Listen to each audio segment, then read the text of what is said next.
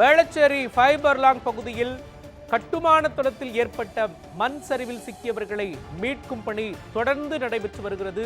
மூன்றாவது நாளாக தொழிலாளர்களை மீட்கும் பணி தொடர்ந்து நடைபெற்று வருகிறது. 100க்கும் மேற்பட்ட ஊழியர்கள் அதில் ஈடுபட்டு வருகிறார்கள். பல்வேறு சிரமங்கள் அதில் காணப்படுகிறது. சிக்கியுள்ள ஊழியர்களை மீட்பதில் கனமழையால் கட்டுமான தளத்தில் ஏற்பட்ட மண் சரிவில் தொழிலாளர்கள் சிக்கிக் கொண்டிருக்கிறார்கள். அவர்களை மீட்கும் பணி தொடர்ந்து மூன்றாவது நாளாக நடைபெற்று வருகிறது. கடந்த திங்கட்கிழமை காலையில் அந்த கட்டுமானம் இடிந்து விழுந்த சூழலில் மிகப்பெரிய பள்ளம் ஏற்பட்டது. அதில் தொழிலாளர்கள் 2 பேர் ஏற்கனவே சிக்கியுள்ளவர்கள் மீட்கப்பட்ட நிலையில் மேலும் 2 தொழிலாளர்கள் அங்கு சிக்கியிருப்பதாக தகவல் கிடைத்திருக்கும் சூழலில் அவர்களை மீட்கும் பணி தீவிரமாக நடைபெற்று வருகிறது. விரிவான விவரங்களை வழங்குவதற்காக நமது செய்தியாளர் அன்சர் அலி இணைக்கிறார். அன்சர் அலி, இந்த விபத்து நேரிட்டது முதல் தற்பொழுது மீட்பு பணி எந்த அளவிற்கு முன்னேற்றம் அடைந்திருக்கிறது? அதில் இருக்கக்கூடிய சவால்கள் என்ன? உள்ளே சிக்கி இருக்கக்கூடிய தொழிலாளர்களின் நிலை என்ன? அவர்களின் விவரங்கள் என்ன? சொல்லுங்க. வேளச்சேரி ஃபைபர்லாங் ரோடில் பார்த்தீங்கன்னா இந்த பிரச்சனை என்னைக்கு ஏற்படுதுன்னா திங்கக்கிழமை.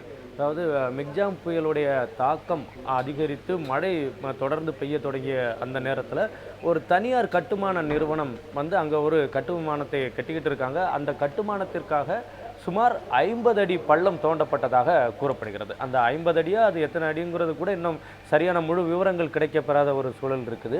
அப்படிப்பட்ட சூழ்நிலையில் அந்த மழை பெய்கிறப்ப அங்கு கட்டுமான பணியில் ஈடுபட்டிருந்த தொழிலாளர்களை இவங்க கண்டெய்னர் ஒரு டெம்பரவரி ஷெல்டர் மாதிரி அந்த கண்டெய்னரில் தங்க வச்சுருக்காங்க. மழை வெள்ளம் கண்டெய்னரை அடிச்சுட்டு போய் அந்த பள்ளத்தில் சேர்த்துருது. அதில் 2 தொழிலாளர்கள் காயங்களோட மீட்கப்பட்டிருக்காங்க.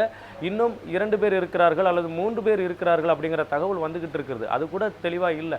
அங்கே அந்த பள்ளத்தில் இருக்கக்கூடிய நீரை வெளியேற்றி அங்கே சிக்கி இருக்கக்கூடியவர்களை மீட்கும் பணி 3 நாட்களாக நடைபெற்று வருது.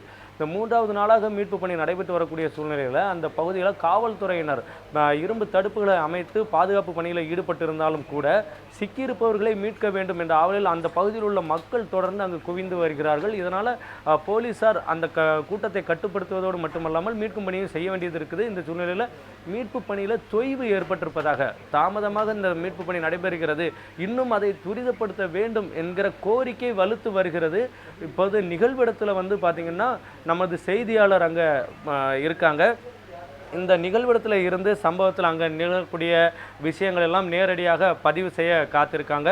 இந்த சூழ்நிலையில் இந்த மீட்பு பணியை விரைவுபடுத்த வேண்டும் அப்படிங்கிற கோரிக்கை அங்கிருந்து தொடர்ந்து வந்து கொண்டிருக்கிறது. இப்போது நமது செய்தியாளர் வசந்தி சம்பவ இடத்துல இருக்கிறார். அவரிடமும் நம்ம அடுத்து அங்கே என்னென்ன மாதிரியான பணிகள் நடைபெறுகிறது அப்படின்னு கேட்க போகிறோம். அதற்கு முன்னதாக இந்த சம்பவம் நடந்தது தொடர்பாக விரிவாக பார்க்கலாம். எப்படின்னா, இப்போ வேளச்சேரியில் ஒரு ஃபைபர்லாங் ரோட்டில் ஒரு பெட்ரோல் பங்க் இருக்குது. அது பக்கத்தில் தான் இந்த கட்டுமான பணி நடைபெற்று கொண்டு இருக்கிறது. இந்த கட்டுமான பணிக்காக ஏராளமான தொழிலாளர்கள் ஈடுபடுத்தப்பட்டிருந்தார்கள். அதில் கொஞ்சம் பேர் அந்த டெம்பரவரி ஷெல்டர், அந்த கண்டெய்னர் மாதிரியான டெம்பரவரி ஷெல்டரில் தங்க வச்சப்பட்டிருக்காங்க.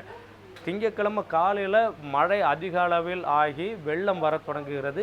இந்த வெள்ளம் அங்கே இருந்தக்கூடிய அந்த ஷெல்டரை அப்படியே நகர்த்திட்டு கொண்டு போய் அந்த பள்ளத்தில் சேர்த்துருது. ஏற்கனவே அங்கே கட்டப்பட்டிருந்த கட்டுமானமும் இடிந்த நிலையில் இந்த ஷெல்டரும் உள்ளே போய் சிக்கிறது. அப்போ தான் அங்கே தங்கியிருந்த தொழிலாளர்கள் 5 பேர் தங்கியிருந்ததாக சொல்லப்படுது. இன்னும் முழுமையான விவரங்கள் தெரிய வரல. அதில் 2 பேரை மீட்டிருக்காங்க. அந்த 2 பேர் படுகாயங்களோடு மீட்கப்பட்டிருக்காங்க. மீதி உள்ளவர்கள் அங்கே சிக்கியிருக்கிறதாக தகவல் வந்திருக்கிறது. மீட்பு பணிகள் 3வது நாளாக நடைபெற்று வரக்கூடிய சூழ்நிலையில் பொதுமக்களும் கூடியிருக்கிறதுனால அவர்களை மீட்பதற்கான கோரிக்கைகள் வலுத்து வருகிறது. நீங்கள் இன்னும் வேலையை அதிகப்படுத்தணும் அப்படின்னு சொல்கிறாங்க. ஏற்கனவே விளையாட்டுத்துறை அமைச்சர் போய் பார்த்துருக்காரு, நேரில் போய் பார்த்துருக்காரு உதயநிதி ஸ்டாலின். அதே போல் நமது மருத்துவத்துறை அமைச்சர் சுப்பிரமணியன் உள்ளிட்டவரெல்லாம் போய் பார்த்துருக்காங்க. சம்பவ இடத்துக்கு ஆய்வு செய்ய போயிருக்காங்க. அதே போல் விடுதலை சிறுத்தைகள் கட்சி தலைவர் திருமாவளவனும் சம்பவ இடத்துக்கு போய் இன்று காலையில் பார்த்துட்டு வந்திருக்காரு. இந்த விரைவு பணிகளை துரிதப்படுத்தணும்னு தெரிவிச்சிருக்கிறாரு. அவர் போகும்போது அங்கே இருந்தவர்கள் அவரை கட்டி தழுவி அழுது இந்த சம்பவத்தை பற்றி விவரித்த காட்சிகள் எல்லாம் நம்ம பார்த்தோம். இப்போ இந்த சம்பவம் நடைபெற்று கொண்டிருக்கக்கூடிய சூழலில் நம்ம செய்தியாளர் வசந்தி சம்பவ இடத்துல இருக்காங்க. அவங்க என்னென்ன கருத்துக்களை தெரிவிக்கிறாங்க அப்படின்னு பார்க்கலாம். வசந்தி, வணக்கம். இப்போ நீங்கள் சம்பவ இடத்துல இருக்கீங்க, அங்கே என்ன நிகழ்ந்து கொண்டு இருக்கிறது, இந்த மீட்பு பணிகளை துரிதப்படுத்த வேண்டும் அப்படிங்கிற கோரிக்கைகள் எல்லாம் முன் வச்சுட்டு இருக்காங்க. அது தொடர்பான கூடுதல் விவரங்களை பதிவு செய்யுங்க. கண்டிப்பாக சார். அதாவது வேளச்சேரியில நம்ம இப்ப இருக்கக்கூடிய இடம் வந்து வேளச்சேரி பர்லாங் பகுதியில வந்து நம்ம இருக்கோம். இங்க கடுமையான, அதாவது சென்னை முழுவதுமே கடுமையான வெள்ளத்துல தத்தெடுக்க பர்லாங் பகுதியில் வந்து நம்ம இருக்கோம். இங்கே கடுமையான, அதாவது சென்னை முழுவதுமே கடுமையான வெள்ளத்தில் தத்தெடுக்கின்ற அந்த டைமில் இங்கே வந்து வெள்ளமானது, அதாவது வேளச்சேரி பர்லாங் பகுதியில் இருக்கக்கூடிய ஒரு பெட்ரோல் பேங்க், அது பக்கத்தில் வந்து தனியார் கட்டுமான பணியானது நடைபெற்றிருந்தது. பேஸ்மெண்ட் மட்டுமே போட்டு ஒரு 50 அடி பள்ளமானது அதில் இருந்திருக்கிறது. அதில் கட்டுமான பணிகள் மழை காரணமாக கட்டுமான பணி வந்து அன்று நடைபெறாமல் இருந்தது. அன்று காலையில் பெரும் வெள்ளமானது அந்த பள்ளத்துக்குள்ளே போய் மண் சரிவு ஏற்பட்டு பக்கத்தில் இருக்கக்கூடிய பெட்ரோல் பங்க் அதில் வந்து ஒரு 2 to 3 நபர்கள் இருந்ததாக கூறப்படுகிறது. அதே போல் இந்த கட்டுமான பணிக்காக வேலை செய்திருக்கக்கூடிய நபர்கள் வந்து தங்கக்கூடிய ஒரு இடமாக ஒரு கண்டெய்னர், இரும்பு கண்டெய்னர் வந்து அந்த பெட்ரோல் பங்க் பக்கத்தில் வந்து இருந்ததாக கூறப்படுது. ஸோ இந்த இரண்டுமே அந்த மண் சரிவினப்போ அந்த பள்ளத்திற்குள்ளே கீழே விழுந்திருக்கு. அது மட்டும் இல்லாமல் இந்த கட்டுமான பணிக்கு அருகே இருக்கக்கூடிய இடங்கள் வந்து பார்த்திங்கன்னா பேருந்து நிறுத்துமிடம் இருக்குது. அங்கே வந்து 2 பேர் வந்து பேருந்துக்காக அங்கே காத்திருந்ததாக கூறப்படுது. அதனால் மொத்தமே எத்தனை பேர் அந்த மண் சரிவிலேருந்து விழுந்தார்கள் அப்படின்ற முழுமையான தகவல் வந்து நமக்கு கிடைக்கல.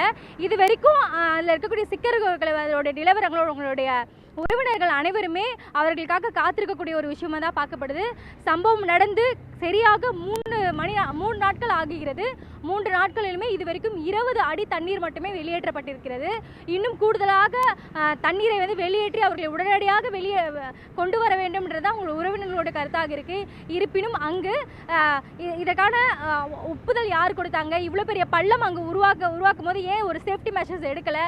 ஏன்னா ஒரு பள்ளம் உருவாகும் போது 50 அடி பள்ளம் என்பது பக்கத்தில் இருக்கக்கூடிய பெட்ரோல் பங்க் இருக்குது. இன்னும் நம்ம வந்து இந்த பேருந்து நிலையத்தோடைய பின்னாடி சைட் பார்க்கும்போது அங்கே பள்ளிகள் இருக்குது. அரசு பள்ளி வந்து இயங்கக்கூடிய விஷயமா இருக்குது. இங்கே பொது விடுமுறை அறிவிக்கப்பட்டதுனால அங்கே பள்ளி கல்லூரிகளில் வந்து விடுமுறை விட்டுருக்கு. இதனால் பெரும் சேதமானது தவிர்க்கப்பட்டிருக்கு. ஒருவேளை அங்கே வந்து அங்கே வந்து பள்ளி குழந்தைகள் இல்லை யாராவது வந்து பள்ளிக்காக சென்றிருக்காங்க, அந்த சைடு போயிட்டு இருந்தாங்கன்னா ஒரு பெரும் சேதாரம் வந்து ஏற்பட்டுக்கும் சொல்லப்படுது. இப்போது இருக்கிற நிலைமை பொறுத்த வரைக்கும் இப்போது தண்ணீரானது ரொம்பவும் குறைவாக தான் வெளியேற்றப்பட்டிருக்கு. இதை கூடுதலாக அதிகப்படுத்தணும்.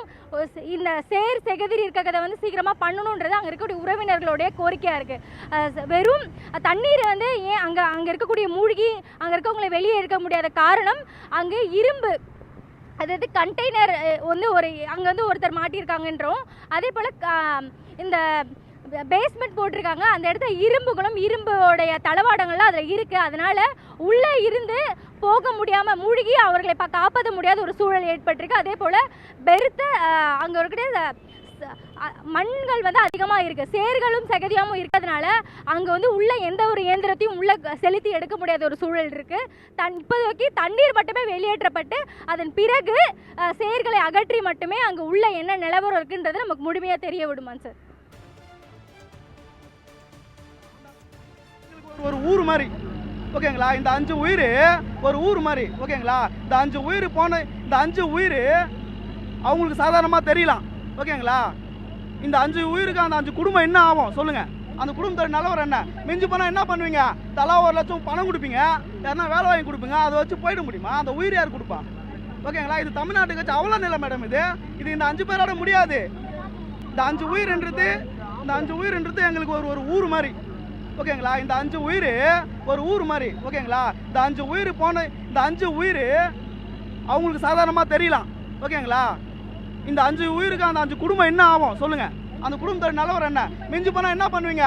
தலா 1 லட்சம் பணம் கொடுப்பீங்க, யாருன்னா வேலை வாங்கி கொடுப்பீங்க, அதை வச்சு போயிட முடியுமா? அந்த உயிர் யார் கொடுப்பா? ஓகேங்களா. இது தமிழ்நாட்டுக்கு வச்சு அவ்வளோ நிலை மேடம். இது இந்த 5 பேரோட முடியாது. இந்த 5 உயிர்ன்றது எங்களுக்கு ஒரு ஊர் மாதிரி ஓகேங்களா. இந்த 5 உயிர் ஒரு ஊர் மாதிரி ஓகேங்களா. இந்த 5 உயிர் போன இந்த 5 உயிர் அவங்களுக்கு சாதாரணமாக தெரியலாம் ஓகேங்களா. இந்த 5 உயிருக்கு அந்த 5 குடும்பம் என்ன ஆகும் சொல்லுங்கள்? அந்த குடும்பத்தோட நிலவரம் என்ன? மிஞ்சி போனால் என்ன பண்ணுவீங்க? தலா 1 லட்சம் பணம் கொடுப்பீங்க, யாருன்னா வேலை வாங்கி கொடுப்பீங்க, அதை வச்சு போயிட முடியுமா? அந்த உயிர் யார் கொடுப்பா? ஓகேங்களா. இது தமிழ்நாட்டுக்கு வச்சு அவ்வளோ நிலை மேடம்.